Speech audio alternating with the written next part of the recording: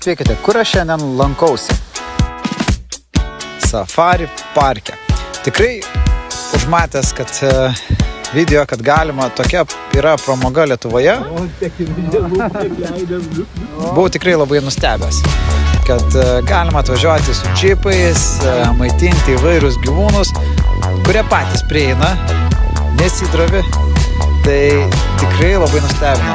Stručiai, kurie iš rankų tiesiog ima maistą, tik reikia tiesiai ištiestus pirštus laikyti, nes gali kartu ir su pirštu nueiti. Jokais, bet bent jau skaudės tai tikrai.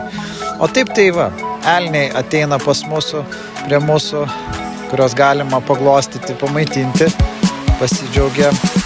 Arkliukai. Tad turas vyksta maždaug 45 minutės, kur tas laikas praeina labai greitai.